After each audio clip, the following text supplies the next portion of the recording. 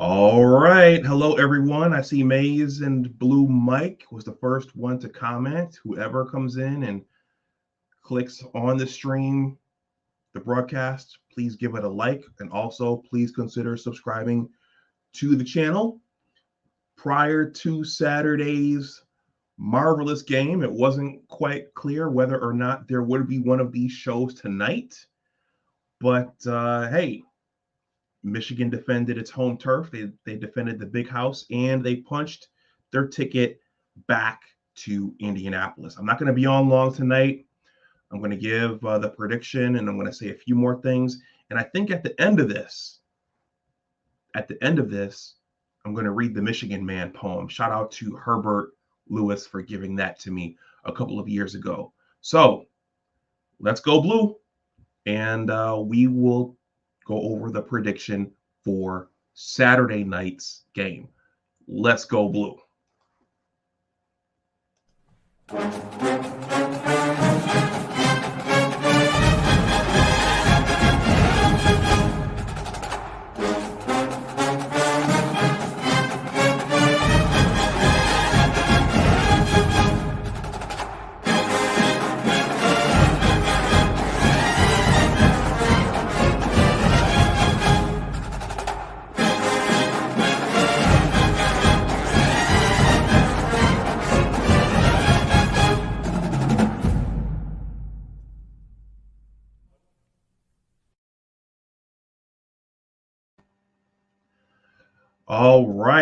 All right. How are you guys doing out there?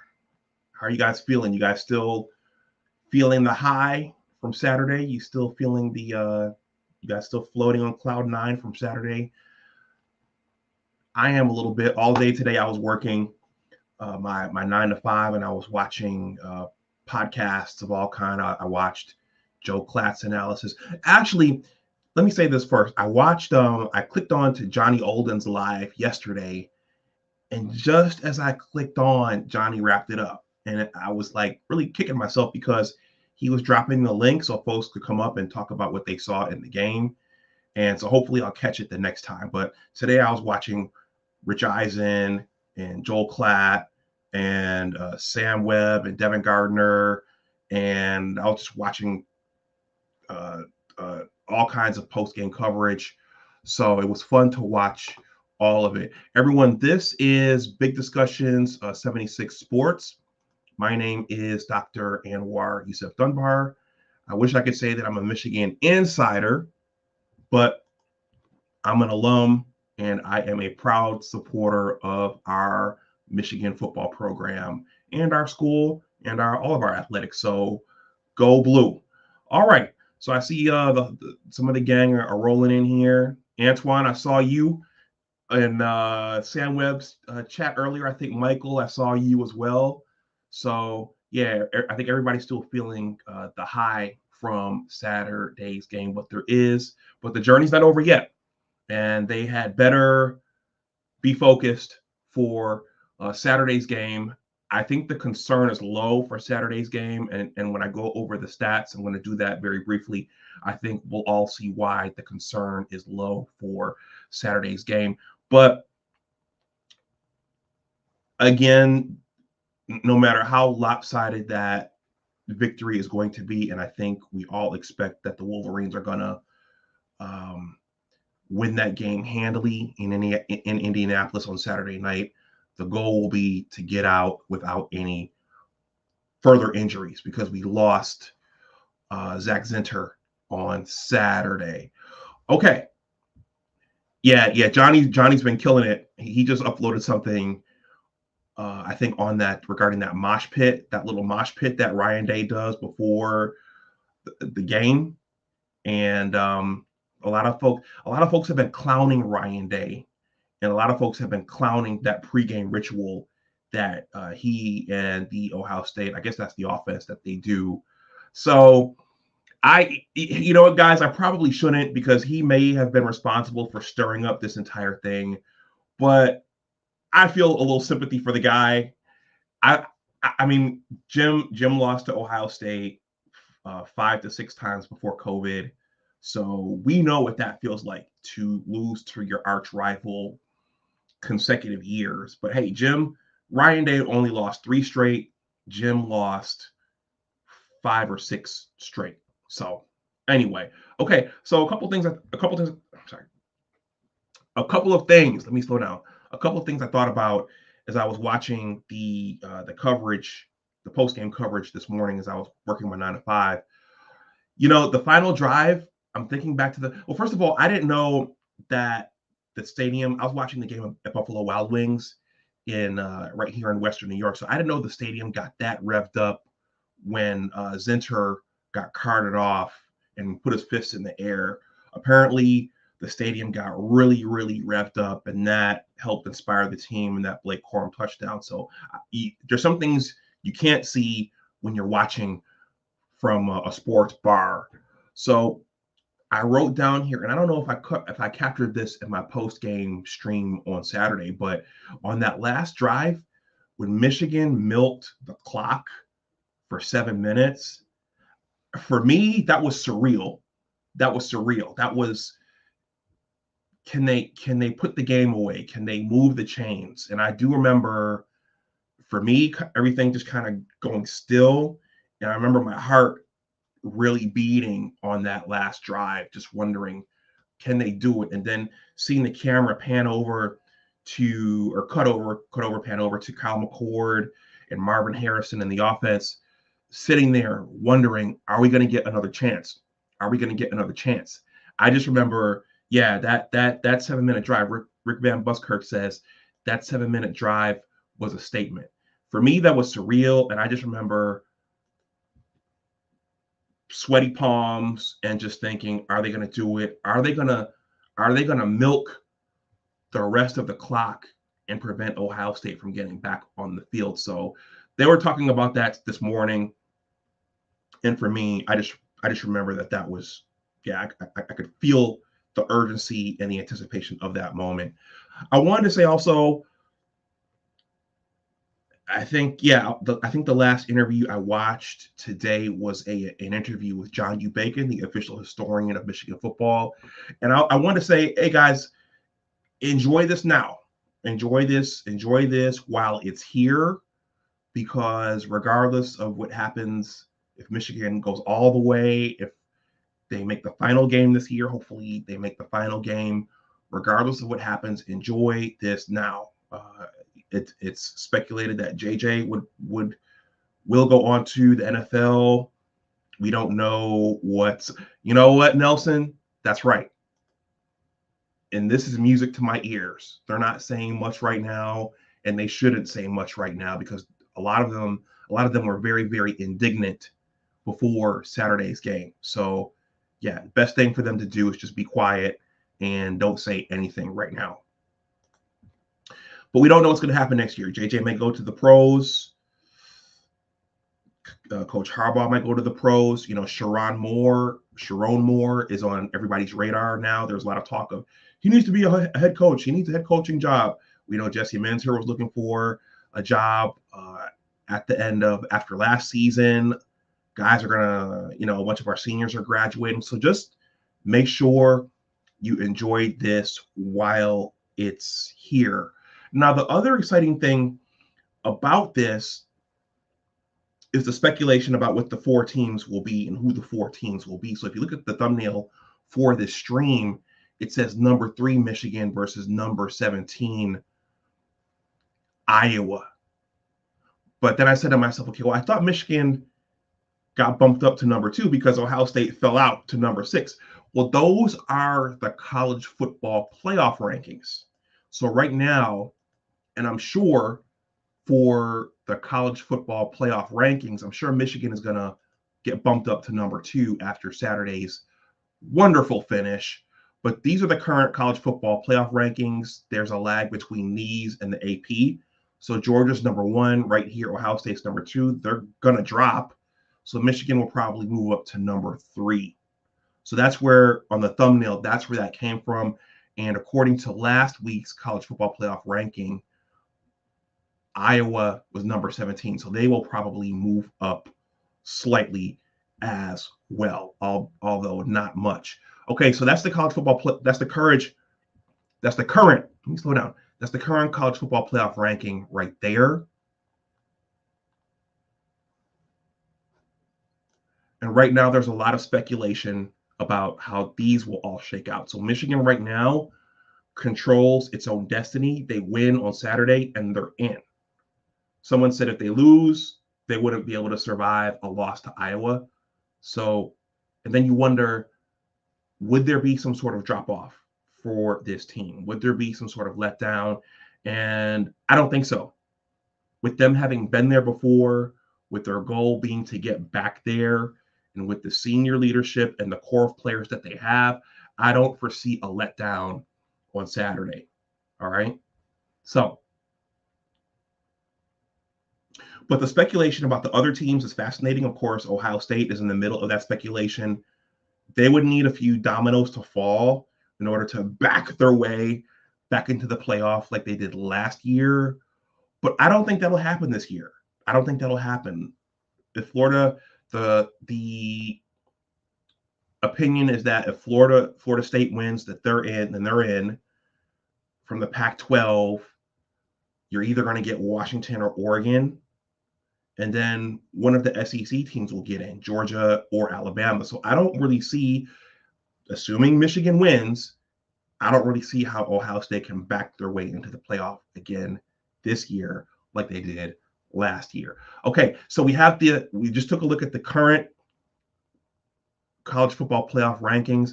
Let's take a look at the top 25. I'm not going to spend a lot of time on this, but Michigan ascended to number 2 with their defeat of Ohio on Saturday. There's Sharon Moore and Roman Wilson celebrating. Yeah, so there's the current top 25. So Georgia's number 1. They haven't moved. And there's a lot of speculation and wonder right now in terms of will Alabama knock them off? If Alabama beats Georgia in the SEC championship game, then things could get really, really interesting. That means that we probably get bumped up to number 1, but would Georgia fall all the way out of the top 4? Who knows? But for the top 25, the AP top 25, Georgia's number 1, Michigan's number 2, Washington is number 3, Florida State's number 4, Oregon is number 5. And there's Ohio State on the outside looking in at number 6. Texas is 7, Alabama is 8, Missouri is 9, Penn State is 10.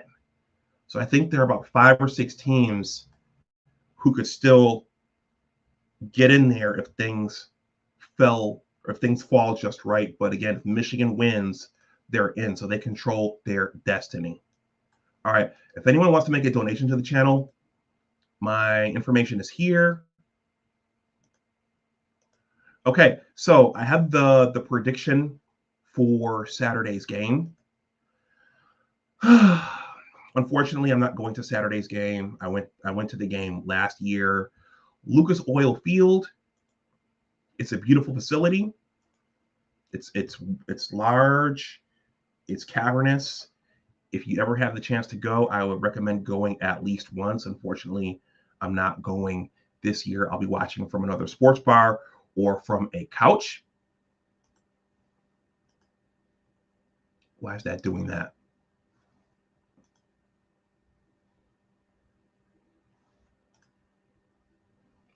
Please smash that like button if you haven't. The likes are free and they help out with the engagement. Okay, so the prediction, the early prediction, this is the prediction. There's not an early or late prediction.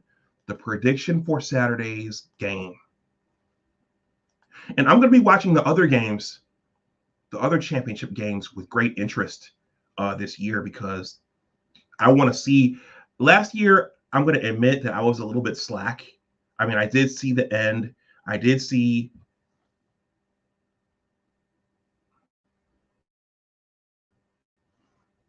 USC piss away their playoff berth against Utah, but that was the extent of it. And that's what helped get Ohio State in there last year. So I really hadn't seen, when TCU got their berth, I really hadn't seen them play. But this year, I will be watching the other games to see who we're going to match up with. We know that Florida State, they lost their quarterback. I'm thinking Oregon will beat Washington the second time. And then I'll say the Georgia-Alabama game. I would pick Georgia against Alabama. So I think those are my 4 teams. Georgia, Michigan, Oregon, and Florida State, assuming Florida State can win with their backup quarterback. All right, I'm not going to read this thing in its entirety. The long and short of it is that Michigan is picked to defeat Iowa by 3 touchdowns. Okay, so this is, I guess you could say this is a bit of a rematch from 2 years ago, though the rosters are drastically different. I think what we were all looking for at the beginning of this year was a matchup with Cade McNamara and Eric All. Unfortunately, Cade and Eric, due to injuries on both their parts, they didn't make it to the finish line with Kirk Ferentz's group. Neither did Brian Ferentz, but somehow Iowa has found its way back to the Big Ten Championship game. So that's who the Wolverines are playing this Saturday, and Michigan is picked to win that game by 3 touchdowns. So Michigan should win that one handily. We know Iowa. We know that Iowa plays. They play hard-nosed, disciplined defense, right? They have good special teams, but as we'll see with the statistics, Iowa is very, very offensively challenged. So unless they pull a miracle out of the air, if the football gods part the skies and the sun comes out and shines on Iowa on Saturday night, Michigan should win this game handily. So Michigan is picked to win this game by 3 touchdowns. So let's take a look at why that prediction has been made. I'm going to read some of your comments here. I'm not going to be on long tonight. Let's see. I'm going to start at the top here. Amazing Blue Mike says, "Go Blue." Mike, we got to get you up on the panel, man, before, well, assuming Michigan wins on Saturday night. We got to get you up on the panel like we did last year, because you have good things to say. Rick Van Buskirk says, "My prediction is a bloodbath, but Iowa may get a safety, 48-2. John Stoops says, "Go Blue." Yeah, I think 2 years ago, the Cinderella season when Cade led us, I think the only reason that game was so close early on is because Cade didn't have all the tools that JJ does. Cade was a stationary quarterback, not as gifted, not as talented, and the offense churned along early on in that game. I think that's why that game was close the way it was. And then it took a gadget play, a halfback pass, Donovan Edwards to Roman Wilson, that blew that game open and got Michigan rolling. So I think this will be a very different thing. John Stoops says, "Go Blue." Antoine says, "Go Blue." John Stoops says, "I hope Michigan gets their starters off the field by the second half. Get the next men up out there. Give them a taste of success." Alex Orji, get Alex Orji in there. Get him some more runs. John Stoops says, "Hello, Antoine." Antoine makes the rounds. Antoine says, "Joe Klatt and Gus was tripping. They must have got a network call to ride Ohio State's jock." Yeah, apparently during the broadcast, I was at the sports bar. I was at Buffalo Wild Wings, so I couldn't hear everything that was being said. But apparently Gus Johnson was very, very liberal with the world-famous Ohio State Buckeyes, the world-famous Ohio State Buckeyes, the world-famous Ohio State Buckeyes. And some folks took exception to that. So let's see. What's up, John? Rick Van Buskirk said, "Johnny Olden has some good shorts in YouTube." You know what? And the other thing, Johnny made a really good point from what I saw of his stream yesterday. And I got to leave the comment down there. He said, with the timeouts, the regular timeouts and the TV timeouts, those allowed Ohio State their defense to rest up and get their strength back on that last drive. If any of you guys have been to a live game, I mean, all of you guys have been to a live game, but since they've started using these TV timeouts, that's true. because when you're in the stadium and they have those TV timeouts, everybody's just sitting there and there's a clock running and they literally just pause everything for the commercials and all the advertising. So Johnny was spot on with that. I experienced that this year at East Carolina versus Michigan. And then when I saw the Buffalo Bills play the New York Giants here, those TV timeouts killed everybody. Let's see. John Stoop says, Antoine, you're one of us who never doubted. Hell yeah. Antoine says, I wouldn't mind seeing Trente move to guard. I thought he played pretty well at the right tackle position. Maybe he should stay there and keep Carson Barnhart at the guard position. What do you think, Antoine? He said, when Zinter went down, it sucked, but honestly, our O-line got better. Yeah, apparently the stadium went nuts afterwards. Let's see. Antoine says, guess that Michigan is going to do it again because Ohio State is losing Marv and the majority of their defense.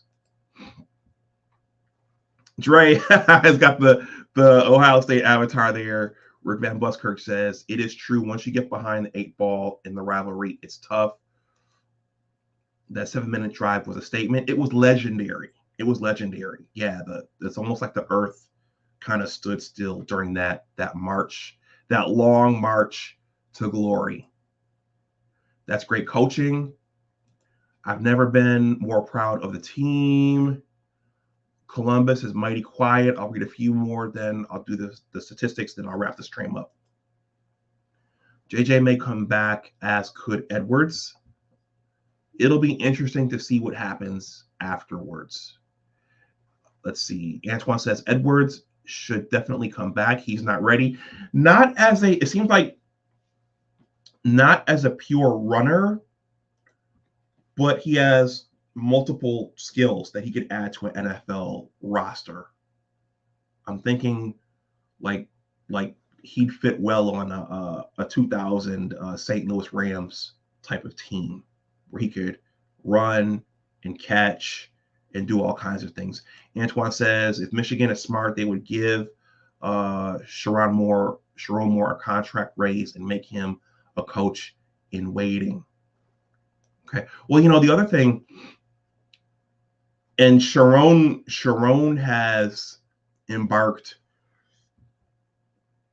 on his own historic and magical run through this whole thing. That's one thing, but how would he do having to do it full time? That's something everybody needs to think about as we're watching this unfold. But he certainly has put himself on the radar of quite a few programs across the country. In waiting, I'll read a few more. John Stoop says if they keep the formula, Michigan should be the first. You mean the number 1 team in the college football playoff ranking? And then Antoine says, go look up this guy named Iverson Howard. I want Michigan to go after that kid bad. I think he will be the best running back in the country. Maybe Doc will show some footage of him, that great kid. I'll have to look him up. Okay, so I'm going to go over the statistics briefly. I'm not going to go over everything with a fine-tooth comb the way that I normally do. But I think this one statistic is going to tell us why Michigan is predicted to win by 21 touchdowns. Not 21 touchdowns, 21 points, and why they should ultimately pull away at the end, similar to our first 4 to 5 games. All right. This is going to be brief, I promise. Please smash that like button. If you haven't, please consider subscribing to the channel. All right. So this is on the Big Ten website. You guys can look this up yourselves. This one statistic right here. All right. So scoring. This is scoring. So offense. Who's number 1? It's us. The Michigan Wolverines are number 1 with a average of 37.6 points per game. Iowa is number 13. So out of all 14 teams in the Big Ten, they should call us the Big 14. Iowa is averaging 18 points per game. So we're averaging twice as many points per game as them. I don't know if they'll be able to find enough offense between now and Saturday, but just that one statistic right there, that points to a lopsided win for our team. Defense, scoring defense. Michigan is number 1. Iowa ranks number 4 there. So they do play defense. Michigan is allowing an average of 10.3 points per game. Iowa is they're allowing 12.2 points per game. So I'm just going to go over these next ones briefly, then I'll wrap the stream up. In terms of totals, in terms of total offense, Michigan, as of Saturday, is number 2. Michigan is averaging 394.5 yards per game. Iowa is last in the Big Ten. Okay, Iowa is averaging 247.3 yards per game. Okay, Michigan is number 2 in total defense. They are allowing 246.8 yards per game. Iowa is not far behind. They're allowing 279.3 yards per game. But the offense, there's a huge separation there between our offensive production and their offensive production. And that's probably going to be the difference in the game on Saturday. Let me take a look at these, the rushing yards.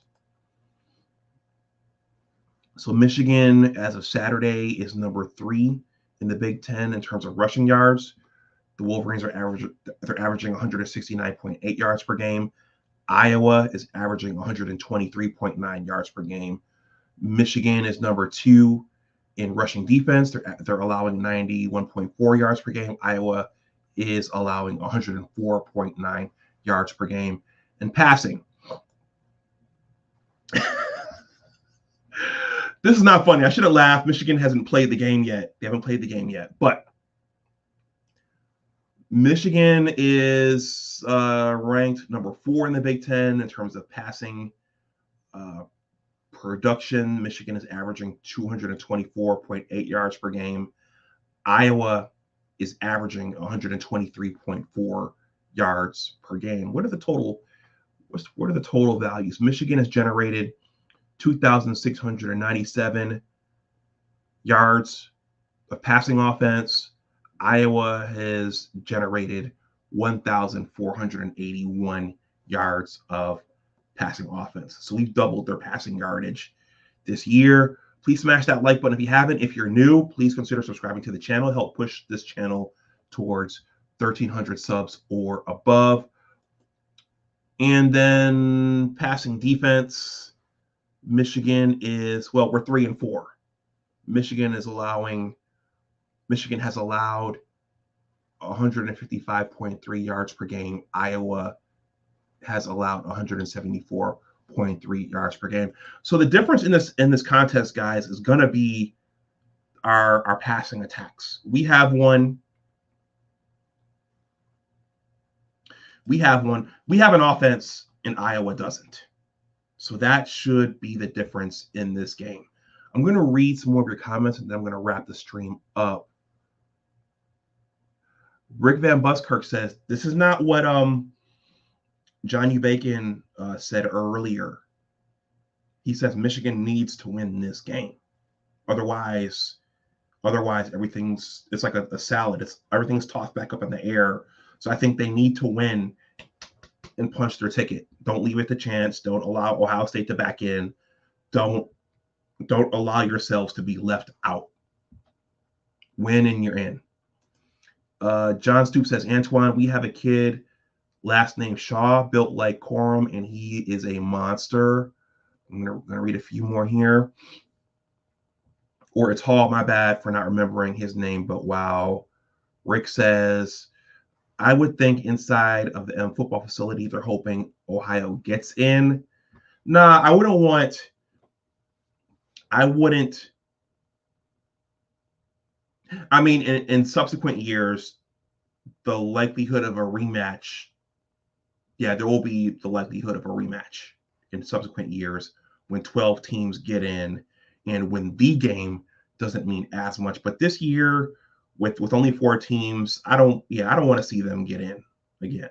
This should just be Ideally, I mean, I'm sure if we weren't the conference champion, I'd feel differently, but this should be for conference champions at this point, this last year, when it's 4.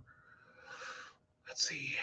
And then, you know what was funny? Everybody's asking the same question in terms of why Marvin Harrison Jr. didn't get more targets. I was wondering that when I looked at the final statistics, I wondered why Marvin didn't get more targets. But he stated at the microphone that he had not been played. Teams had not covered him the way that Michigan had all year. So there was something that Jesse Minter's defense was doing that caused that result. Hey, did any of you see the footage of Jesse Minter waving at Ohio State as they were going up the tunnel? So Jesse Minter, yeah, he felt some kind of way. Yeah, he would have felt some kind of way because it was his unit that was arguably getting smeared the most by all of the allegations. Because, yeah, his defense would have had to have read the signals of those other teams. So I thought that was cool that Jesse Minter, I hope he's not getting lost in Sharon Moore's success, but he was waving at the Ohio State team as they were going up the tunnel. And he deserved to get some revenge of his own. So shout out to Coach Minter. Antoine says, we got quite a few running backs, Marshall and Capana, and don't forget Hall. Yes, Hall. Thank you. Kid is good. Yes. John Stoop says, I invited OSU fans, but they will need a ticket. Antoine says, and I love our tight ends, Hogan and Brady. The cool thing about our offense is that it could do multiple things. I mean, this has been talked about ad nauseum, but we can run the ball. We have tight ends. We have receivers on the outside. We have gadget plays. We can run those wide receiver screens, those jet sweeps.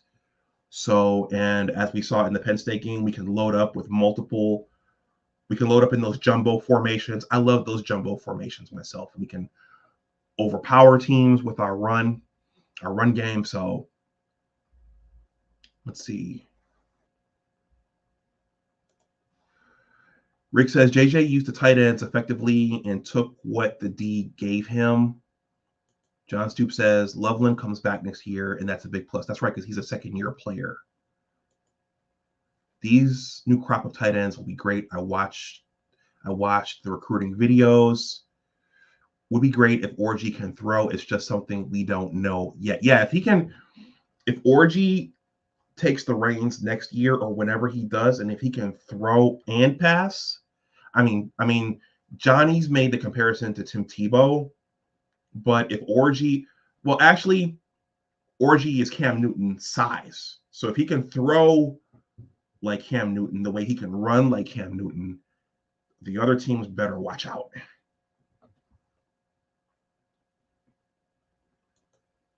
Rick said, I turned down the sound and sync the broadcast up to the radio so I don't have to suffer. Gus and Joel. Joel's a good guy. He didn't think Roman Wilson's touchdown catch was a touchdown catch, but Joel's a good guy, I think. TV timeouts are momentum killers. Yeah, when you're there in the stadium, it sucks because you're all just sitting there listening to music, and you may give your arch rival's defense time to rest. Antoine says, it wasn't even the world famous comment. I'm used to that. It was the bad calls and the other stuff they were saying, like they were just trying to deliberately go against Michigan, and it was weird. Hey, we're assuming Michigan's going to win. It's going to be great to have Jim back on the sidelines. That's awesome after everything that happened this year with him being ripped from the last 3 games, with him being able to come back and coach the team. That's going to be awesome, but we're all assuming Michigan's going to win. I can't wait to see Tony Petitti have to hand Jim the trophy. That is going to be legendary. That is going to be spectacular. Rick says, Gus Johnson is a legend in his own mind. Antoine says, Trente is a molar. He's good for run blocking. Dallas Howard, haven't seen you before. Oh, you're a Steeler guy. He says, I think this Michigan defense is better than the last time we played Iowa. Could be. Yeah, it may be because that defense was led by Aiden Hutchinson and David Ojabo and Josh Ross and Daxton Hill. This defense is probably better. Antoine says, I want Michigan to keep the same recipe. I don't want another coach and their different ideas. I want the same philosophy in place.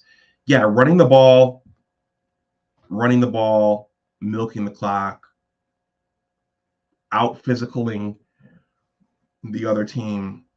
That's the tried and true method. That, yeah. Defense travels, a run game travels. Tight ends travel. Badass Buckeye, says, I want a rematch. You want a rematch for your tough team, huh?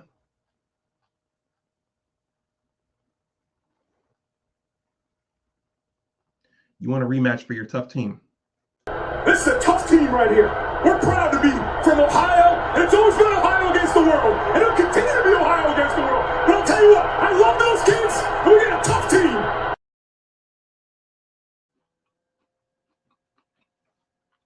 We've got a tough team. All right, a few more. Antoine says Michigan has an adaptable, flexible offense. We can play multiple styles. It's like a great fighter having many Wu-Tang styles. Clad is usually fair. On the broadcast, he was tripping. John Stoops says that's going to be epic. Alpha Leo says, hoping a quick recovery for Zach Zinter. Unfortunately, won't have him for the rest of the season. I'm hoping the next man up will be ready. Yeah, you never want to see a player get injured.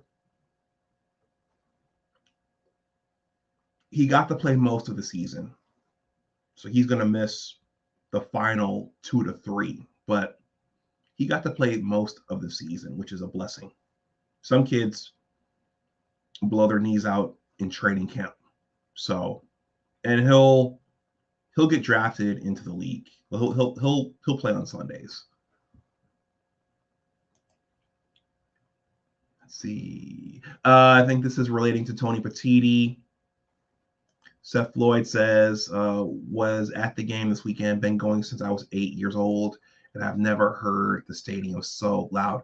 You know, that when I was a student, that was one of the criticisms of the Michigan fan base, was that they're typically so tame and so quiet, but in comparison to Michigan State. But yeah, I heard folks really got revved up after the just in general, and then after the Zinter injury. Seth Floyd says loud. Okay. Anyone else see that video of Day jumping around? Ryan Day's little mosh pit. I saw it. I was like, they do that before games? There's actually a GIF on my Android of him doing that. So I think in the locker room. So I guess that's something he does with his team. Like Jim slapping the shoulders of his quarterbacks. But hey, if it works for them, it works for them. Please smash that like button if you haven't. Please subscribe to the channel if you see fit. Help push my channel to 1,300. Let's see. It was pregame. A few more here. Antoine says, next year, Buckeyes, enjoy your L. And he says, Michigan got too many old alumni. They need to get them older people who don't cheer out there. They are holding them tickets too hard. Yeah, a wine and cheese. Sonia Sweeney, never seen you before. Thank you for stopping through. She says, go Big Blue. Antoine says, too many wine and cheese people. That's what's associated with the University of North Carolina. The University of North Carolina has been said to have a wine and cheese crowd. Rick Van Buskirk says, Johnny Olden's choice of music on the dancing video is classic. I'm going to take a look as soon as I finish up here. Johnny's creative. He comes up with a lot of cool things like the King in the North and Lil Day Day and Debo. So, okay, everyone, I'm going to read the Michigan Man poem, and then I'm going to wrap the stream up. and eat something. My mother just told me it's too late to be eating, but I didn't have any dinner earlier. Okay, the Michigan Man poem. Shout out to Herbert Lewis, the Big Bad Wolf. He shared this. Herb shared this in December 2020, the COVID year. The COVID year. That's when all these guys were freshmen. Cornelius was a freshman. Blake was a freshman. Zinter was a freshman. All the senior guys on this team, they were freshmen during that dreaded COVID year. But the sun came out after the COVID year. All right. The Michigan Man poem. He grabs his chipped, painted helmet, lunchbox, and hits the sled. That's a Michigan man. The glitz and glamour is the muddy, grass-stained uniform he takes off after a game. That's a Michigan man. The Saturday autumn sun and leaving opponents blue after a loss is the aim of a Michigan man. His only mission, a win. A loss is unacceptable. That's a Michigan man. He did what Bo knows. He did as Bo coached. That's a Michigan man. He despises the sousaphone. The state of Ohio is non-existent. That's a Michigan man. He invests in silver, yet dislikes the colors because it's close to gray. Scarlet is the name of a fictitious character that's gone with the wind. That's a Michigan man. The only horseshoe he acknowledges is the one on the hoof of a racehorse. That's a Michigan man. So the next time someone asks you what a man is, so the next time someone asks you what a man is, you could answer in a myriad of ways, including I do not know. However, when someone asks you what is a Michigan man, your reply should be accountable. That's a Michigan man. All right. Shout out to Herbert Lewis, the Big Bad Wolf, for sending this to me in December of 2020 when we needed this quite a bit, and I think we needed it this year as well. All right, everyone, I'm going to wrap this stream up. Thank you to those of you who came and hung out and let yourselves be heard. Are any of you going to the game on Saturday? I'm going to watch it from Western New York this time. I was there last year. It's a beautiful facility, Lucas Oil Field. Indianapolis is a nice city as well. That was my first time going to Indianapolis. So a part of me wishes I was there again this year. And then again, Lucas Oil Field, it's not the big house. It's this large, cavernous indoor stadium, but it's very commercial. It's very modern, but it's not the big house. And it's funny, you know, they just to go and to see the pageantry of it, to see when the winner, you know, the bands, both school bands march out and they play together, right, at halftime.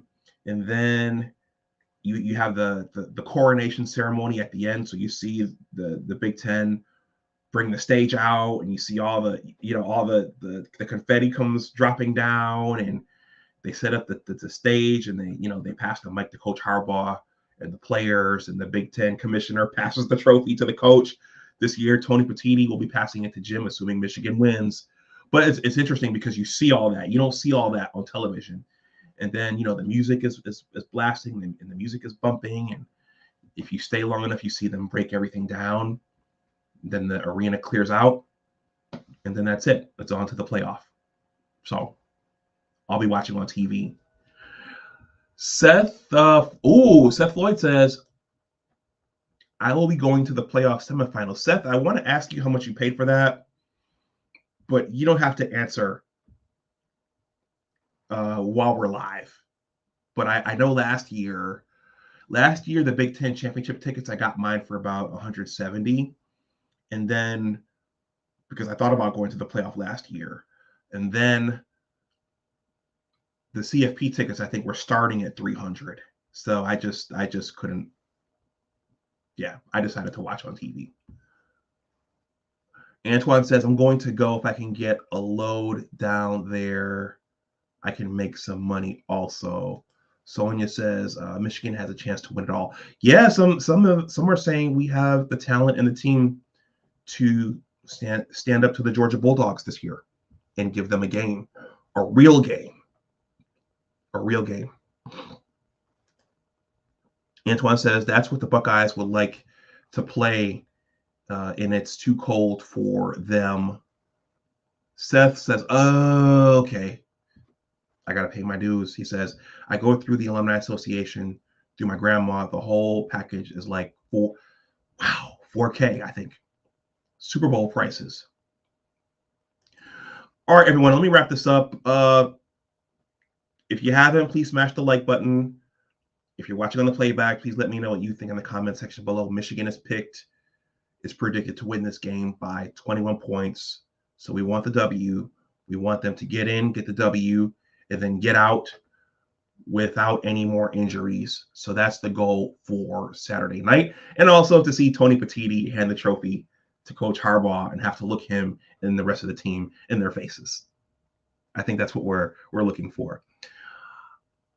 For those of you who don't know, I am a writer. I have a newsletter. I'm a blogger and an author. I'm writing a sports-related book. Please consider signing up. This link is below in the description box.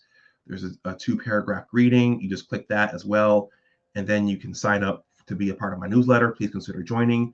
You're under no pressure to do so, but that's what I do when I'm not YouTubing. I do a lot of writing. So with that, I think I'm gonna wrap this up. So everyone, yeah, let's keep our fingers crossed that this prediction holds true, and then let's watch the rest of the college football playoff picture fall into place. That's who I'm predicting: Georgia, Michigan, Oregon, and I guess Florida State if they can win their game. But I heard that if Florida State wins, they're in. The predictions are that Oregon, that Dan Lanning coached team, is going to be very physical if they get in, and they're going to play really hard. So a lot of folks don't want to see Michigan open against Oregon in the semifinal round. I've heard that Washington doesn't have a defense. So if that's the case, then it would just be a case of defending Michael Penix Jr. Florida State has their backup quarterback. That's an advantage for us. And then Georgia presents problems for everybody. But anyway, let's see how it all shakes out and falls into place. If Michigan wins, they're in. Wolverines, go ahead. Don't leave it to chance. Punch your own ticket. All right, everyone. Thanks for watching. Go blue. And as always, remember that your attitude determines your altitude. Always try to do your best. Take care, and I will talk to you the next time. As Newber says, it's great to be a Michigan Wolverine. That's right. And also, who's got it better than us? Who's got it better than us? Go blue.